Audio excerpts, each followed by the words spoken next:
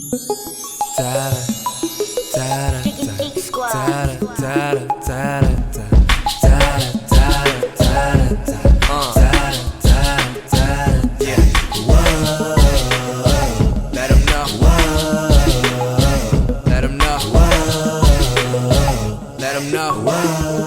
the Coach and AK Experience.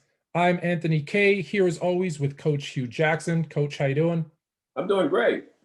Very special guest this week, Jemele Hill, Unbothered.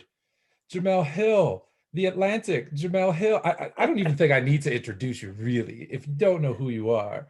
It is an honor to have you on the show. Thank you for joining us this week. Well, thank you, gentlemen, for having me. And, I don't mind reminding people that I got 11 jobs. So thank you. Thank you. I appreciate that. I tried to keep it short because I thought if I said Right. everything you gave the cliff do, notes. yeah, we might take up the whole show just saying all the stuff that you do. Coach, tell me if I'm right or wrong here, actually, Jemele. Do you still do Straight Up No Chaser? As a segment for our Vice show, the Vice show I have with Carrie Champion. And I always like to tell people first who ask me about the segment is that's real Hennessy. So yes, I am doing Hennessy shots when I do it. So, sometimes I might flub a couple takes. So like, yeah, I didn't get that one quite right. Let's bring back some of that hen dog. But no, but yeah, it is a segment that we started because, for whatever reason, people really do respond to kind of that down barrel, kind of commentary where it's just you and them. And I've been able to cut loose a little bit on some of those that have, got a good viral response. So it was a lot of fun, but just sort of a different way for us to, give our thoughts and opinions on things. Well, I like it. Obviously, I love the segment. That's why I asked. But also, I'm gonna, pass it over to Coach here because I know that you're doing Hennessy shots, but there's a tequila brand. Yeah, Wanted to put it out there early that you might want to try. Still some of that grandly into 100% USDA organic tequila. Ooh, and just so you know, Coach, just real quick, is like the Hennessy is for the show. Like I'm not a Hennessy drinker. I am a tequila drinker. Come on, let's go. Yes, I'm a 1942 Casamigos. Like that's my lane. Right? Okay, well, we're gonna run all of them out because Grand Leanda is the best in the world. I'm just here to tell you, it's amazing. It's organic. Don't panic because it is organic. And then on top of that, we really feel like we're in that same space with those people, and we can compete with them at any place, anytime. Okay, I'm on it then because I really do like tequila is definitely my favorite spirit. So so yeah, I'm in, especially organic. I'm in. So I didn't set that up, Coach. That was great though. A lot of people don't know that tequila is the only upper in the spirit world. Yeah. You do. I mean, because you drink it. A lot of people don't know that. People, the brown stuff has all the sugar in it. That's the downer. So tequila is really good for people for a lot of different reasons. All right. Well, I'm glad I was able to bring you two together on some tequila. Now let's jump into some football. So Jemele, you had mentioned someone that you did a show with before, looked at the draft as the Super Bowl. Yes.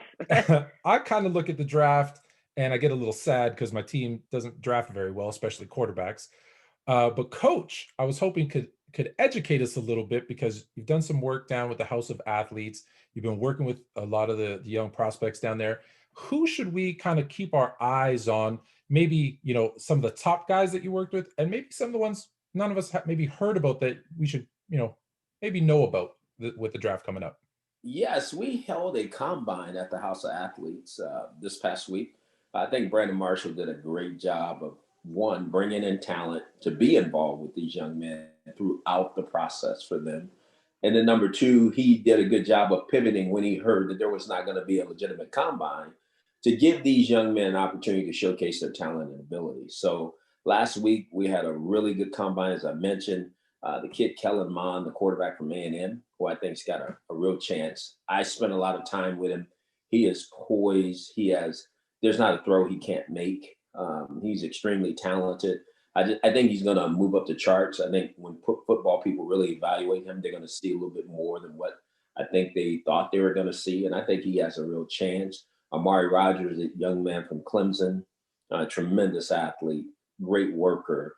He has the ability to track a football, and then he has the vertical ability to run down the field and make special plays. So I think he's someone you want to look out for. Obviously, Eric Stokes blew everybody away. Eric Stokes Jr. The other day, we had him at 4.24. Now, somebody said it was 4.28. You can call it whatever you want to call it. It was fast. Whatever it was extremely fast, and he looked good doing it. And I was just really impressed because he's a tall guy. He's 6'2", he's 196 pounds. Guy ran 4.24 or 4.28, whatever you want to call it. That's pretty good, and he played at Georgia. And I know people are going to dig into it a little bit more because why didn't that talent show itself, for the full season? And they should. And then this other young man that I was around, they call him Destroying because he's a YouTube star, and he is amazing. He has his story within itself is really enlightening, and how he had to make a decision between his YouTube career or football. But you're talking about a talented kicker. He has an amazing leg. He's a real athlete. I mean, the guy ran 4.59. He vertical jumped 40. I mean, he has a very strong leg. So those are just some names of some guys, and I'd be remiss if I left out Chaz Surratt, the linebacker from North Carolina. Very talented. He has a twin brother who's been there working out, who hurt his knee. Is a receiver that played at Wake Forest. But Chaz, he started at quarterback, moved over to defense, and played linebacker. And I think he's got a real future ahead of himself. It's funny. Those aren't two things you hear very often: a quarterback moving to defense and an athletic kicker. Yeah, I was gonna say. I was like, kicker is running the 4.5. That's impressive. Yeah. I wanted to ask you about Mund because I'm not sure if you saw it, but I got asked on Twitter. They were comparing him to Dak. Do you see that comparison to Dak Prescott? No, I do not. Obviously, Dak is Dak. Now I think everybody's trying to compare him coming out of college.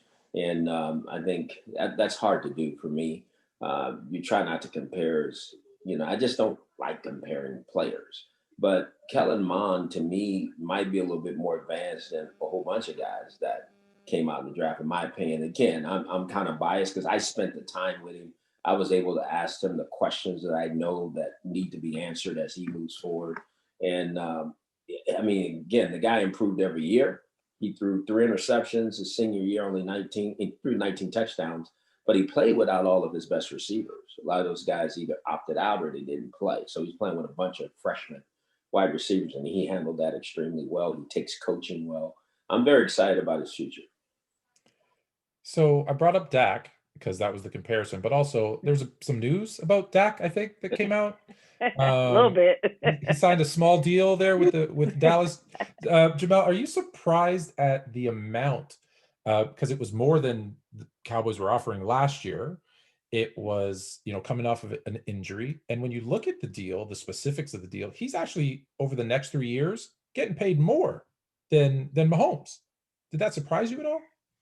Yeah, it actually didn't. I thought the fact that he was missing worked as a great negotiating tool for him because we saw what the Cowboys looked like without Dak Prescott, and so did Jerry Jones. And then you have to ask yourself, if you're him, are you trying to start over? Are you trying to, why you have these other pieces in place? And while they don't have everything, they have enough elements, I think, to be a team that should compete for something. They should certainly be one of, if not, I mean, I know it's not saying a lot sometimes to say, oh, they should be at the top of the NFC East, but in general, they are a playoff ready team. And look, it's the market. I'm old enough to remember when everybody laughed when that report got out last year that Dak was asking for $40 million a year. And everybody thought this was so preposterous. But when you look at what they're playing in a franchise tag and you look at what the market is, not really. It's just where it's going. It's like those guys are just too valuable. And when you find somebody you can win with, and even though everything hasn't come together, and it has not all been Dak Prescott's fault, they know that they can win with him. Like, it's not unimaginable that the Cowboys will win a Super Bowl with Dak Prescott. And as long as that's the case, to me, he had a lot more leverage than people probably thought he did. So, no, I'm really not surprised that the money figures are what they are. And with quarterbacks getting more and more guaranteed money, this is only trending in a direction that's favorable for this position.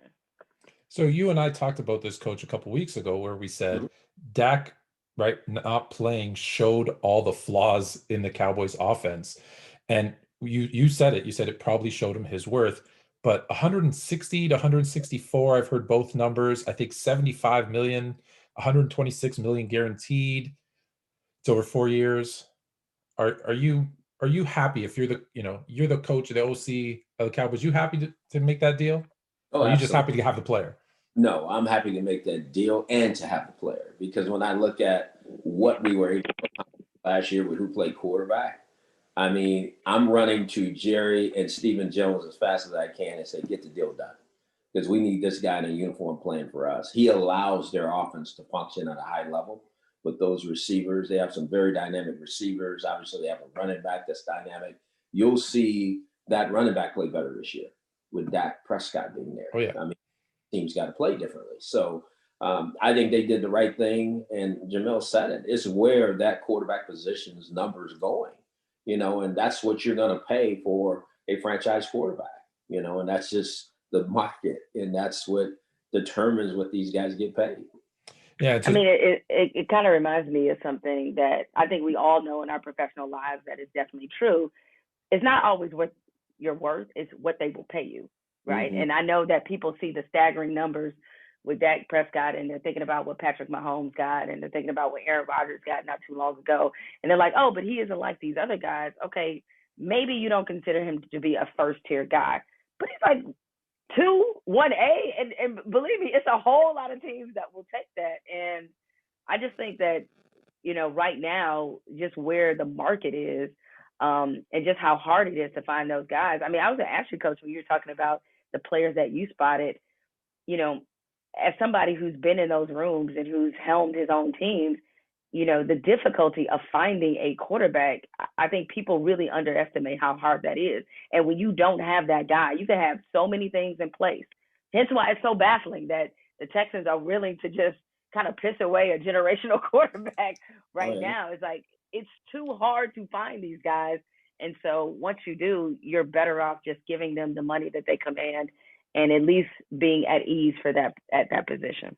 Miller just said it. I don't think people get it. It is the most misunderstood, evaluated position in all of pro sports. And people think they get it right. And they think they get it right for so many different reasons. And I can't tell you what the answer is and what that looks like. What is the perfect way to go find a good quarterback that fits your system, that you are surrounding him with talent so that he can perform at a high level? It all has to fit together. But there's more quarterbacks walking around the streets that were first round draft picks that were bust, not because they were bust, but because they were in a bad fit. And all of a sudden, the narrative starts and they get run out. And that just happens from time to time. You'd mentioned so you mentioned Mahomes' contract, but Mahomes' contract isn't as bad, right, as people think, because really it's only locked into what, 2023, right, and then it's really a year after year kind of deal. So you have to, again, I'm a struggling Bears fan who we wish we had a franchise quarterback. We talk about it every week, Jemele. Like, I just cry over here. We had Sarah Spain on a couple of weeks ago. The both of us had a little powwow where we cried in a corner. So we get the importance, I think, of finding a quarterback. But don't you have a little hope because of Russell Wilson reportedly naming the Bears as a possible Listen, destination? I If you're was jumping for Chicago, I joy. don't know how you don't get that done, man. You do whatever it takes to get that You done. do what it takes, Absolutely. man. So, Anthony, are you more upset because the Bears passed over Mahomes, Deshaun Watson? I mean, does that ever enter into the thought for you? I say that Okay. because that's the point I'm making. Anybody who passed over those guys, how do you say you know how to evaluate quarterbacks? So I'm torn on that question. You're not the first person to raise it with me, and here's why I'm torn. Because yeah, they skipped over Deshaun and Mahomes, but did they have an offensive line? Did they have the coaching? Did they have the, at the time, a running game, wide receivers, those other things you mentioned?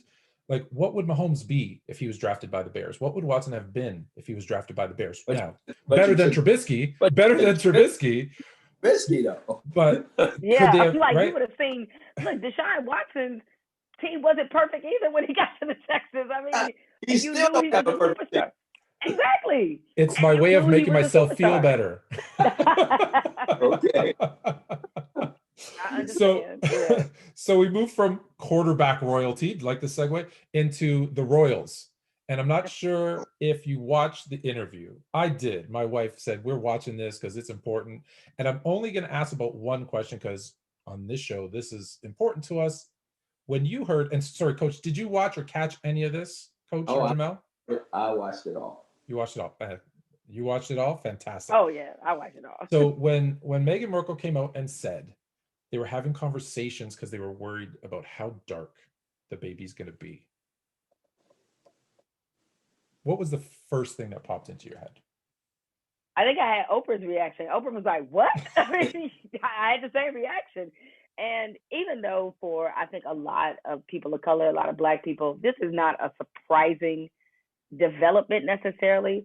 But for me, I will say that it's one thing if you have a historically colonialist regime, and that's what they are. This is what they have done for all of their history. That's one part of it. But the grandbaby, like y'all gonna do the grandbaby like this? Like that was mind blowing to me, and to not want to give Archie his title, no security, no support for this woman who is marrying into this incredibly powerful family, one of the most powerful families in this world. It was all very, I think, triggering for a lot of Black people. And certainly I can only imagine those who are in interracial relationships, those are interracial marriages, they have gone through some version of this where somebody's family member or somebody's side of the family doesn't accept their union. And we have to remember what the history of interracial marriage and interracial relationships have been in this country.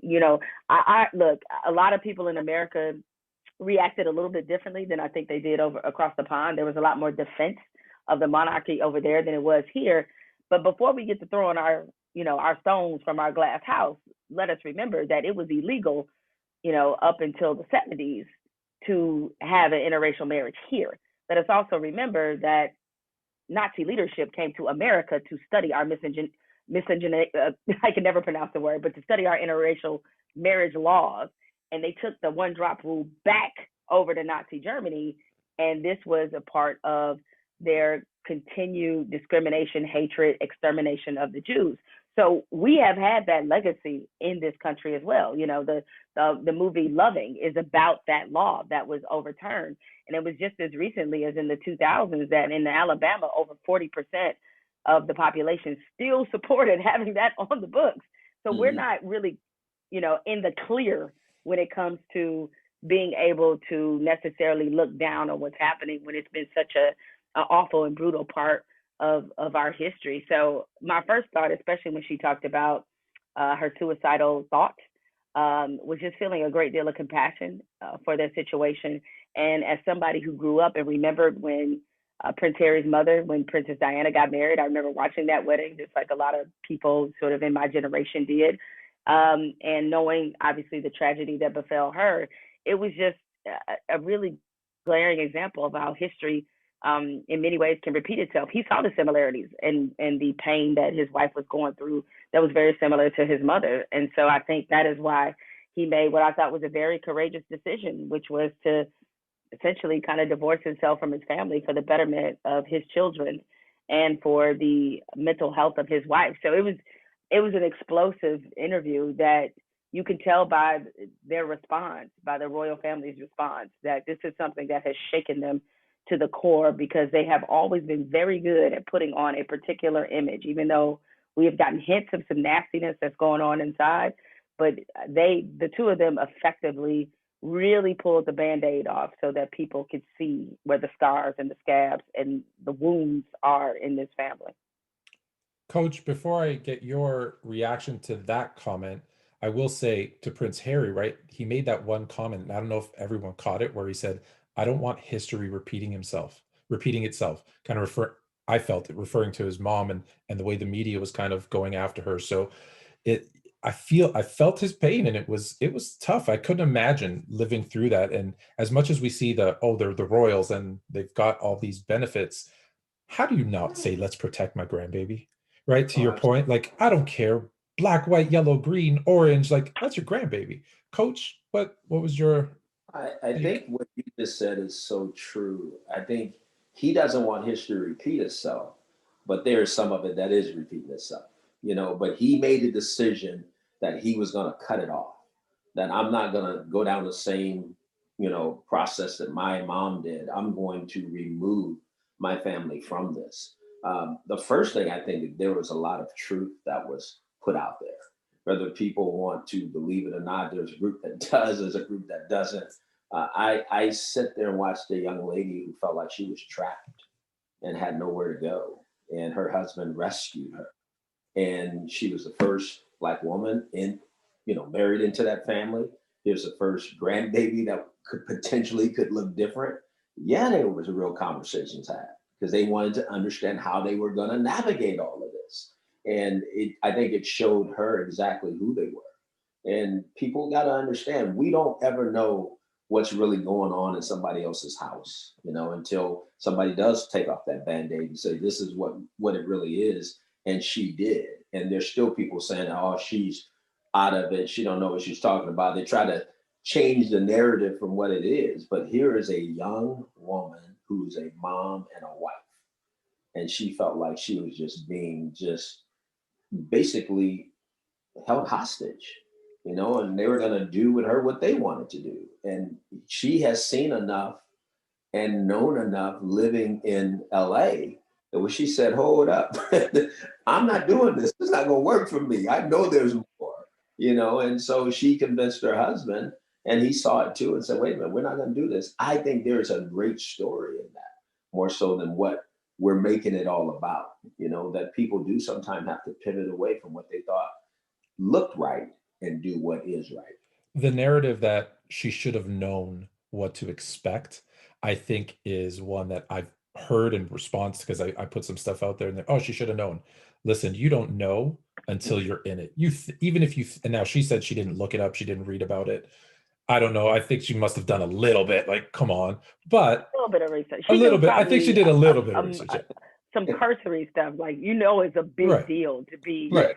The Duchess. Okay. Yeah, exactly. And listen, and she worked up here in Canada for a while. It's technically, part of the monarchy. So she sees the Queen on all her bills. She understands it's kind of a big deal, but I still don't think, even knowing, right, once you get in, it's got to be more than you see from the surface. So I can understand where she was coming from. But I think it's important that they did this, right? And they came out and they had the conversation, because conversations are good and it's a good first step.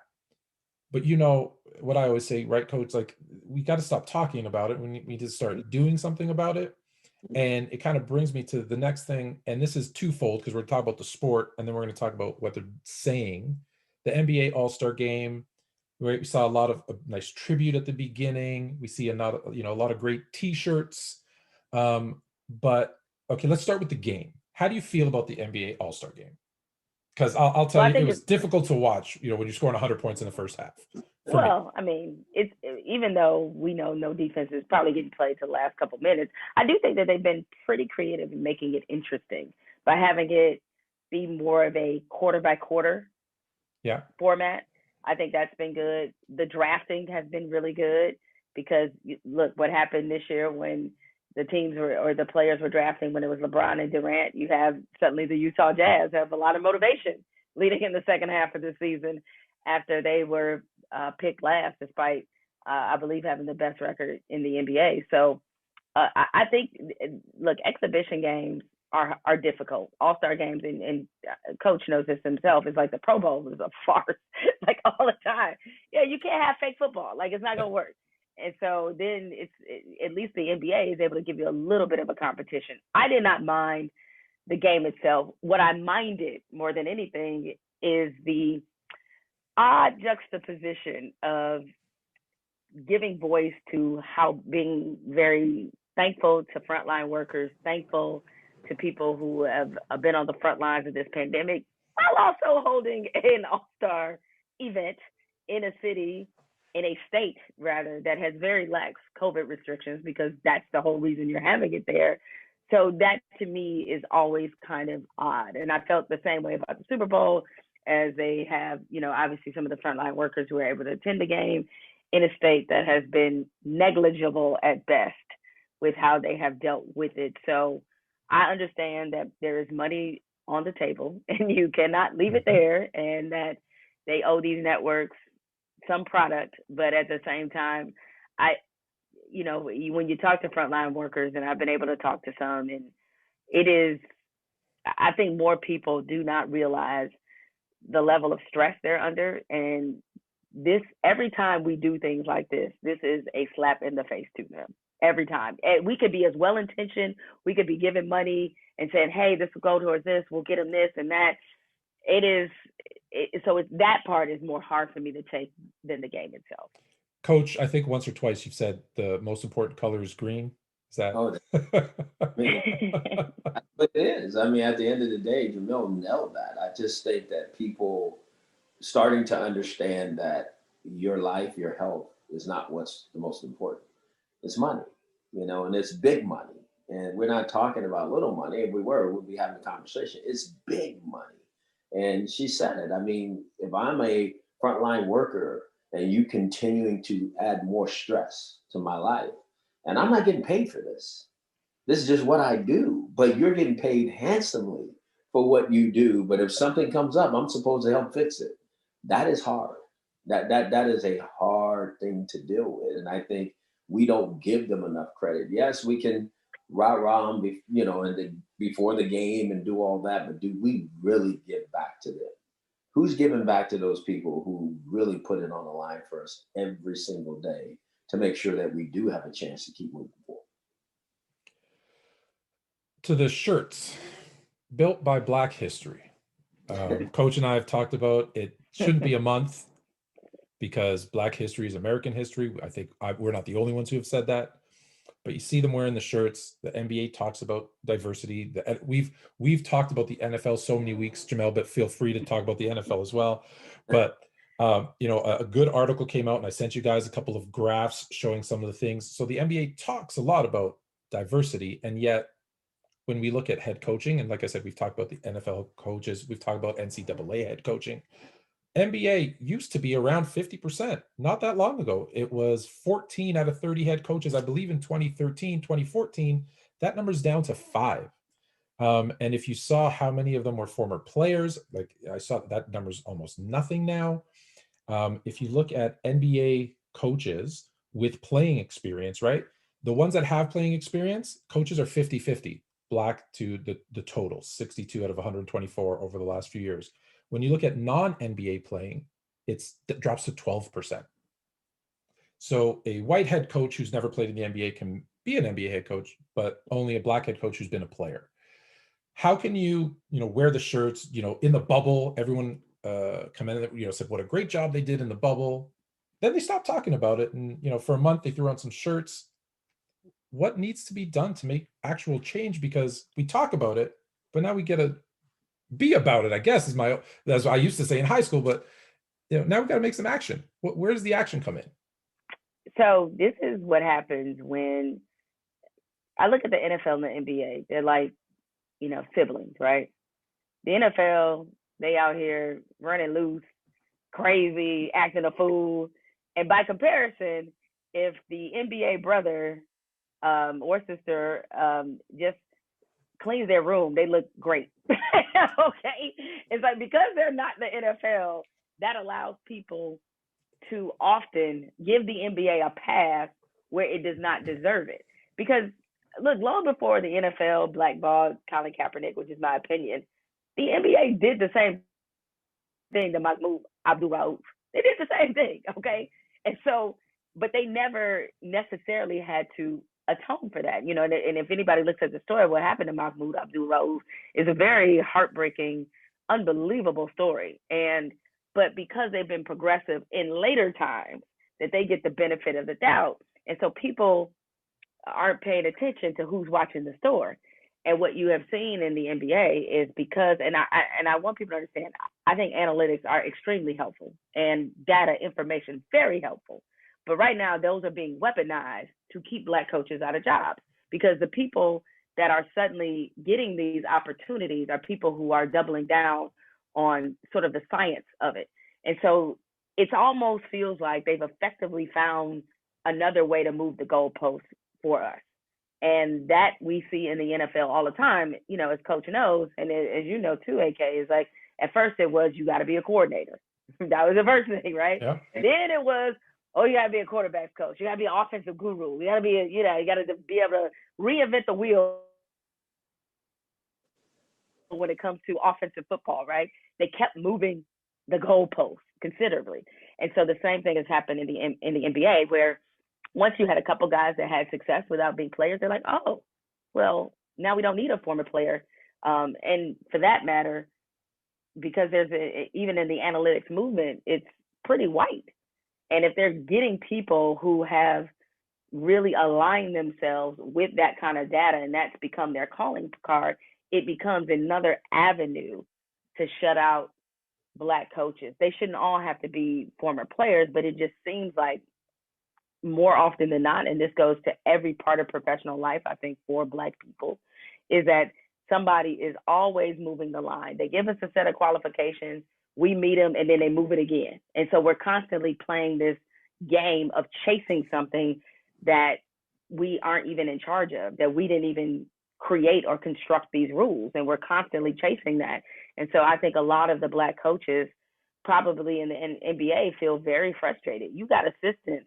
I mean, look at what was it? I think it was in Minnesota. You had the longtime assistant who had been there, and they just were like, yeah, well, whatever. We're just gonna go to this. It's like, wait, what? you But know? it's interesting, right? That's because that's kind of been the narrative now, is that there was these rules, and hey, you need to be a coordinator, you need to do this, you need to do that. And then someone, took a chance on Sean McVay. And now it was, oh, I'm looking for the next Sean McVay. What does that look like? Well, we know what that looks like. And now in the NBA, to that point, that Minnesota, it happened to be Nick Nurse. Nick Nurse came out, he won championship in his first year, rookie head coach of the year. Oh, well, now, because that's Minnesota took someone out of his coaching tree. Oh, well, I'm trying to find the new Nick Nurse. And it's an easy narrative to say, that's what I'm looking for, right? But the thing is that, but that's my problem, is like the new next, what they're looking for is always a white dude. It's always a white dude. Like it's never, even regardless of the success that Black coaches may have, and they've had a lot in the NBA in particular, nobody's ever like, I'm looking for the next Doc Rivers. Like that never happened. Okay. Right. It's always that guy. And especially it's over a perceived genius. Mm-hmm. That's what really bothers me. Like, this is certainly no disrespect to Sean McVay or any of those guys, but like Adam Gase, never mind. I don't even want to get into it. But the whole point is this: is that that offensive genius label is super subjective, and it's developed by somebody else, and it's based off reputation and things that can't even be quantified. It's like, yeah, I'd look like an offensive genius too with some of the talent that these guys have had, right? And even though, look, I'm glad that it's working out for Cliff Kingsbury to some degree. He's got Kyler Murray, but he also had Patrick Mahomes in college. Yeah. I didn't really see a whole lot of genius. So I just say I didn't. He had no success. Offensive genius somehow. He had no success in college, right? Didn't win many games. Then he comes to the NFL, and I think he was 5-10-1, and then 8-8. If it was anybody else, one, he wouldn't have had a head coaching job. Remember, two, he'd be gone by now. Offensive genius. That's what they tell me. I'm told this. So these labels and this subjectiveness is usually created by people who just want to justify hiring somebody that fits their own idea of what it should look like. And we're never that idea, regardless of how much success we have. And it's really sort of shameful in the NBA, given it's shameful in any league, but especially in the NBA, given what the track record has been. But there's a lot of people who are in those hiring positions. They can identify with Nick Nurse, and Nick Nurse is a good coach. But Nick Nurse is somebody that they can imagine having a beer with, that they can imagine in their circle, that they look at and say, I feel comfortable with this guy, whatever that level of comfort is. And so it becomes much easier to give them the benefit of the doubt and give them that genius, sort of label, as opposed to Black coaches who have equally proven that they're really good. Coach, I don't know. Wow. I see you smiling. So hey, go ahead on, Jemele, with your bad stuff. She put it out there. I mean, it's so true. Us minorities, we just don't get those opportunities. And people have to understand, because they don't want us to have those opportunities. That's what people have to understand. That's why the goalpost keeps getting moved. You're only moving it because we're getting close to it. Then they go, no, we don't want you to have that. So they don't want you to have it. And you have to understand that. And until we really embrace that and understand that, nothing changes, because we don't have the right conversations. We really don't. They really do not want you. The reason why people don't scream at the NBA is because the NBA players' platform is a little bit different. They can talk a little bit freer. There's things they do say, not like the NFL. The players really worry about their value decreasing if they say the wrong thing. NBA players don't. They have guaranteed contracts. So it's a whole different dynamic that you deal with. But to know, I mean, I wouldn't have known that there's only 5 NBA black head coaches until that was just said. I think that's also the other problem. It doesn't get publicized enough or talked about enough. It's not out there that way. So people don't know unless you tell them. Just like no one really knew there was only 19 head coaches in a 100-year history of the NFL. When you say it, somebody go, come on, you gotta be kidding me. No way. Yeah, that's what it's been. 100 years? Oh my gosh. No, that's what it's been. And so when people start to find out, then they start asking questions. And then if you have the wrong person asking the questions, then it becomes a problem, because it leads you someplace else. And so you have to have these deep digging conversations that take you all the way back to when no blacks were ever involved in the NFL. Yeah, like we sometimes give, right? We give them a pass, right? Like last week, Coach, you and I talked about Masai Ujiri and how everyone praises Adam Silver, but Adam Silver did not stand behind one of his elite GMs until after the fact, and then said, "Oh, oops, sorry." And we kind of gave him a pass, and I brought that up last week with you, Coach. And you brought up until Shannon Sharp went and bopped him upside the head. I mean, let's just be real. That's what really happens. We kind of let it go. We can't do that anymore. That's the problem. That is the problem. And we're going, it's going in the wrong direction, and I think that's why I brought this up to talk about, is because if you think back to 2016 in the NFL, it was 2 black head coaches in the Super Bowl. And since that point, no one said, who's the next, to your point, who's the next Tony Dungy? Who's the next Lovie Smith? In fact, Lovie Smith was 10-6, 9-7, and got fired. And the number of head coaches has gone down since then. It's not even the next Bill Belichick. Think about that. Yeah. It's the next McVay. It's what you look like. It's how you talk. It's how you act. People don't like Bill wearing those cutoff shirts. Only his owner does. Let's just be honest. That's what it is. I mean, it's amazing how these things have gotten this way, but that's the way the world is. I have to say, those hoodies though are very comfortable. I've cut off some of mine. I do enjoy them. I'm not gonna lie. I might wear one next week for you, Coach. So another thing that came out this week was Emmanuel Echo came out and he's been fantastic. But he said something that I immediately said, "Oh, we got to talk about this." He had said stopping segregation was wrong. It should have been forcing integration. And Coach, you and I talked about it. Like they had to, I believe you said legislation to get the first, was it the black player in the NFL or black? I think it was black player in the NFL. They had to write legislation. So when you hear something like that, do you agree, disagree? Is it too late? Where do you stand on that, Jemele? Well, there is if you look at all of our significant progress that we've ever had in this country, and I often look at the blueprint and everything that happened for the Montgomery bus boycott, which, is probably one of the greatest examples of resistance in this country, right? It's always by force. It is never, people never wake up and say, you know what, time to do the right thing. It's time to do the right thing. Like, it's never happened. So I am continually amazed that people are surprised that people have to be forced to do things. And for as much consternation that there has been around the Rooney Rule, and I understand it, the fact is that the only way it was ever going to even be brought regularly into the fabric of conversation is by some forced measure. And in that respect, I think looking at the history of movements, there's some truth to that. The reason that the Civil Rights Act happened, or um, the Voting Rights Act was passed was because there had, Bloody Sunday, which we just celebrated recently, an anniversary for. People had to see, unfortunately, peaceful protesters being brutalized by the police just simply for wanting to vote in order for things to change. All of our progress is, unfortunately, with great harm, at great expense, and pretty painful.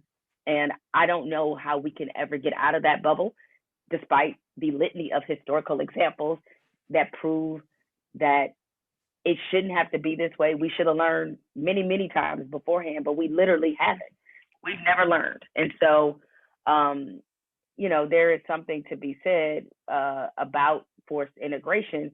But there's also, it's funny that you brought up what he said, because there's a lot of people, some historians, that have noted how harmful integration was for the Black community, the opposite end, because the one of the biggest issues obviously was that the resources were not the same, because separate but equal was just sort of the phrase that they used, but nothing was ever equal. But when you look at how it kind of destroyed the financial basis and the community networks within the Black community, there is something to be said for how much integration actually cost us, because suddenly, Black businesses and things where, Black people were in charge of their own destinies. You look at the Negro Leagues as a great example, great league, a lot of extraordinary talent. Once it started getting raided, it's like the Negro League ceased to exist. It's what happened to HBCUs. When you look at, to a certain period of time, how many NFL players that Grambling put out.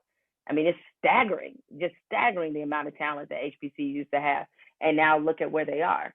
Meanwhile, you have entire empires that have been built around Alabama and Texas, and all because of the presence of Black athletes who they never wanted to recruit in the first place. So there is a lot to be said about and to unpack about how exactly we have integrated our society, but it's always come through force. I mean, it has never come easily. And unfortunately, the way that it has come, a lot of times has created even more resentment and even more backlash. Whenever we've seen large movements of progress, we have then seen an incredible amount of backlash. So we were talking a couple minutes ago about goalposts moving, right? And so one of the greatest examples I can think of right now is voting. So we saw historic turnout in a lot of places, especially a lot of urban centers. And I look at Georgia, like after a historic turnout that happened, suddenly the legislature, the conservative legislature, wants to issue, dozens of new bills to restrict voter access because they didn't like the way the last election went. And even though the turnout and even the outcome showed a significant amount of progress, that progress always comes with a backlash that is equal or more fierce. And that is just the unfortunate inertia that's happened in this country for a really, really long time. So, I'm at the point now where I don't even know what to think of these forced integration attempts, because often I know what's on the other side of them. So to some degree, they make me more fearful. For a while, I think, but at one point, and you guys can correct me, what was it, like 7 Black coaches in the league? Was that the high point? Or was it more than that? No. So at one point, it seemed like the Rooney Rule was working. And then what happened? It was like an incredible backlash that happened to that, where, and you can't even say where it came from. And so these moments of progress often bring a level of, kind of a level of heartbreak, because I know what's coming on the other side of it. Yeah, the problem, and Coach, I know we've talked about this before, but the Rooney Rule, right? It's not even working in Pittsburgh, right? Like, and this, I'm not knocking Coach Tomlin, but he's never had one Black coordinator. And that's supposed to be the gold standard. That's where the Rooney Rule started. And, I know I'm stealing some of your words here, Coach, but if that's the gold standard, if that's where it started, if that's the example, that's not a really good example. So Coach, either on either one of those topics, but specifically, the forced integration as No, I thought what Emmanuel said was right. But I think we're beyond that now. I think as soon as I heard it, I went back and thought about when I was a young kid, I got bused, out to a school, and that was the way of forcing integration that way. You ride a bus out, you come back. It created more stresses at times, but it did give me a chance to see different, know different, just like my counterparts. It did the same. If it would have stayed that way, do I think we might be in a better place? Possibly, but possibly not. I mean, who knows? But people have to understand minorities come from a different starting point, period. Because we were never intended to be first. We were never to be put in leadership roles. And I think I say it all the time. People have to understand that, because when they always say, well, why can't we have these conversations? Well, that's why. Because our Caucasian brothers and sisters don't look at it from the same place we do, because they haven't had to deal with what we've had to deal with. And when we start, spewing out some of these conversations, people want to back off and go, wait a minute, you're being too forceful. Boy, this is beginning to be a little bit confrontational. I don't like this. No, that is years of hurt. That's years of understanding what was going on when you keep saying you don't get what was going on. That's hard. That's hard for any minority person.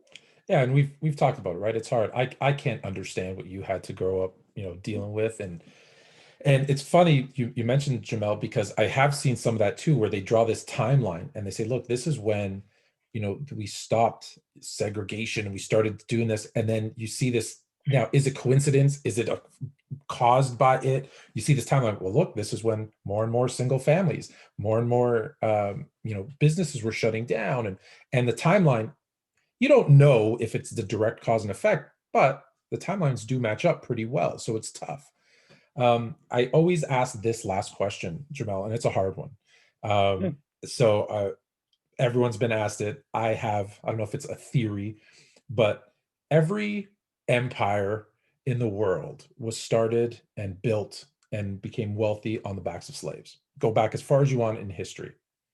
The difference has been that in those other cases, when either the slaves were freed or they fought and left or whatever the case may be, they typically left that place and they dispersed.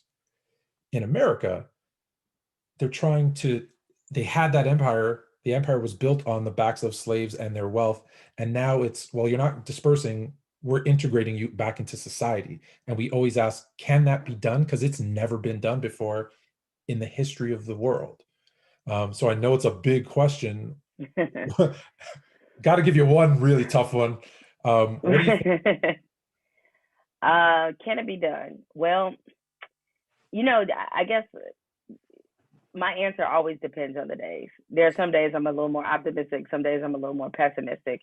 Has there been growth? I think it's fair to say it's definitely been growth. I go and think about what some of the ancestors might think about the conditions of Black people today. And I think there's a lot of prideful points. I mean, I'm sure Dr. Martin Luther King Jr. never imagined there would be a Black president. Most of us in our homes, most Black people, we could just go and talk to our grandmothers or great grandmothers, and they would tell you about how they never saw this coming, and certainly not a Black woman as vice president. Never thought it would happen.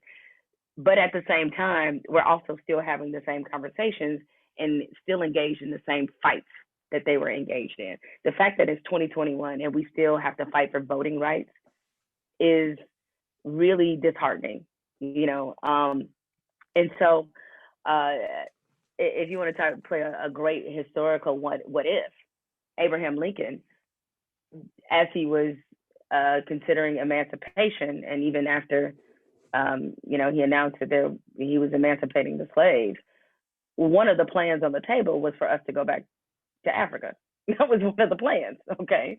And so, because, one of the problems, the biggest problem we have in this country is that we have lied about our history and we have desanitized it so much that is why we can't even agree on basic truths. There are still people today who do not understand that the Civil War was about slavery. It was not about states' rights. Sure, it's about states' rights to have slavery. That's the other part. But we can't even agree on that. And I look often at what happened with Germany after the terrorist, horrible Nazi regime. And you know what they did? or what you don't find when you go to Germany, you don't find statues of Nazis. That's what you don't find. The road, the where Hitler lived has been paved over. Okay, nobody probably knows that that might be the road. If you're a visitor or whatever, maybe you know if you've done some research.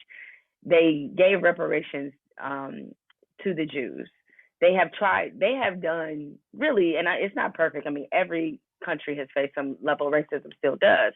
But when you look at all the things that they do, and then you look at the fact that we have actual Confederate statues, like we build monuments to our racism, it really puts it in perspective just why we have never been able to cope with the original sin, because we keep trying to convince ourselves that it wasn't as sinful as it sounded, when it was utterly trying to destroy a race of people and using them for free labor to turn America into a superpower. I think about John Lewis, who, he was part of Bloody Sunday and got his head cracked open for voting rights. And he walked across the Edmund Pettus Bridge in Selma. A lot of people don't know who Edmund Pettus is. He was a KKK leader. The bridge still stands. John Lewis is dead. They won't pass his Voting Rights Act in Congress. So that there, to me, is the perfect encapsulation of how we have not dealt with this problem. It is possible, but in order for it to be possible, everybody has to be invested in making sure the problem is eradicated. And the problem is that because racialized slavery was such a wealthy proposition, because people continue to profit off of racism, because it is frankly a way for us to have created our own caste system in this country, there are too many of us in this country that remain far too committed to it. And that is why it is doable, but we are unfortunately way too committed to seeing the success of racism, which is why it continues to transform with every generation. It's a different variation that we're seeing. Oh, okay, you got that part figured out. Let's try to put something else on it to make it look a little bit differently. And as each generation passes, what happens is that it becomes more and more normalized and mainstream. We went from slavery to the prison system. The prison system is basically just reinvented slavery. Racism is the greatest reinventor I've ever seen. It is amazing how it is able to adapt to whatever we throw at it. And that's only because we're, as a society, not wholly committed to actually seeing it end, because it's way too profitable for too many people. A lot of people don't want to give up their privilege. A lot of people feel like equity means less equity for everybody else. They look at equity like it's something that can't be shared, that if you get equity and I get equity, that somebody has to lose out on equity. And it's not the way it works. But nevertheless, in our mind, a lot of people, that's how they think it works. So I'm glad that the conversations are different for my generation, for our generation, than they were for my mother or for my grandmother. I mean, when my grandmother grew up, and my mother grew up, it was separate drinking fountains. She was born in 1957. She didn't even have the right to vote at that age, even though coming into the world, Black people did not have the right to vote. So what we also have to keep in mind, we're still young in our democracy. And by full democracy, I mean when everybody had the right to vote, not when the arbitrary timeline that we like to set it up in the history books. When everybody had the right to vote, that's when the democracy started.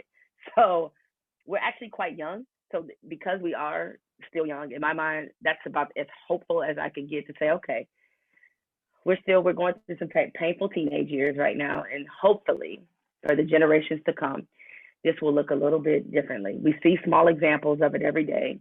What we need is widespread systemic change in order for this to be a different conversation for the next generation, for people's children and grandchildren to have. And so I hope that that's the case. Even though when Charlottesville happened a couple years ago, couldn't help but notice those wasn't old racists out there. They were young, not old.